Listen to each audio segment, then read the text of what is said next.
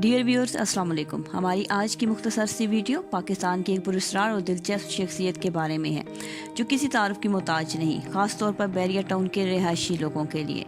جی بالکل، ہم بات کر رہے ہیں ملک ریاض صاحب کی، جن کو اگر پاکستانی نفسیات کا ماہر بولا جائے تو یقیناً غلط نہیں ہوگا۔ بھوکوں کے لیے دسترخوان، صحافی کے لیے پلاٹ، سیاستدانوں کے لیے گھر اور کاریں، نیک بیوروکریٹ کے لیے حج و عمرہ، جبکہ عیاش کے لیے یورپ کا ویزا، ریٹائرڈ اعلیٰ افسران کے لیے بینک بیلنس اور عام عوام کے لیے مساجد۔ جی یہی تعارف ہے اس عظیم شخصیت کا۔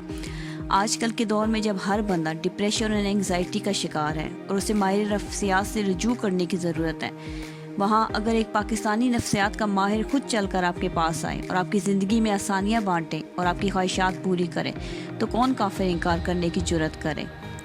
یہ مرد مجاہد ہر مشکل وقت سے ٹوکن دے کر نکل جاتا ہے، بلکہ یاروں کا یار بھی ہے، سو انہیں بھی دودھ میں سے مکھی کی طرح نکال لیتا ہے۔ یہاں سوچنے کی بات یہ ہے کہ اس کے پاس کون سی گدر سنگھی ہے۔ جی ناظرین، وہ گدر سنگھی آج کل کے معاشرے اور زمانے کی سب سے بڑی ضرورت ہے، جسے پیسہ کہا جاتا ہے۔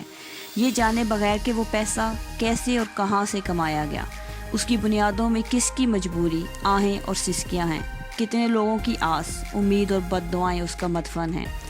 جانتے ہیں کہ بیریا ٹاؤن میں معصوم لوگوں کو کیسے لوٹا گیا، کیسے ایک فائل 10 لوگوں کو بیچ کر پیسہ بنایا گیا، غریبوں سے ان کی زمینیں کوڑیوں کے مول خریدی گئیں اور جنہوں نے بیچنے سے انکار کیا انہیں ڈرا دھمکا کر لے لی گئیں، اور آج اسی سے کمایا ہوا پیسہ پاکستان کے ہر طبقے اور ادارے کے افسران کو خریدنے کے لیے استعمال ہو رہا ہے۔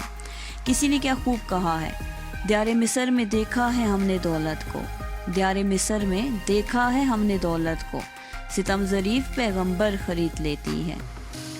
یہ بات ہمیں ماننی پڑے گی کہ پیسہ خرچ کرنے کے معاملے میں ملک ریاض کا ہم پلہ ابھی تک پاکستان میں کوئی نہیں۔ پٹواری سے لے کر وزراء تک اس کی جیب میں رہتے ہیں، جانے کب کہاں کسے خریدنا پڑ جائے۔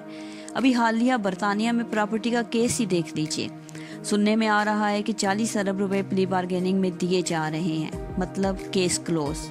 واہ کیا پاور ہے پیسے کی۔ زندگی، قانون، علاج، صحت، خوراک اور سب سے بڑھ کر عزت اور اہمیت، ان سب کے لیے پیسہ ہونا بہت ضروری ہے۔ نواز شریف اور زرداری صاحب کے لیے یہ ایک بہت بڑی مثال ہے کہ لوٹا ہوا پیسہ واپس کر کے عزت کے ساتھ اندرون اور بیرون ملک زندگی گزاریں، لیکن وہ کہتے ہیں نا کہ چمڑی جائے لیکن دمڑی نہ جائے، ان کا ایسا کوئی ارادہ نہیں لگ رہا۔ یہاں ہماری ناقص عقل اس بات کا جواب تلاش کرنے کی کوشش میں ہے کہ حرام یا ظلم و زیادتی سے کمائے ہوئے پیسے سے کیا نیکی کے کاموں میں استعمال کرنے سے نیکی ہو جاتی ہے۔ ہم یہاں نیکی کی قبولیت کی بات نہیں کر رہے، کیونکہ وہ اختیار صرف اور صرف اللہ پاک کی رحیم و کریم ذات کے پاس ہے۔ اگر آپ کے پاس اس بات کا جواب ہے تو آپ ہمیں کمنٹ باکس میں دے سکتے ہیں۔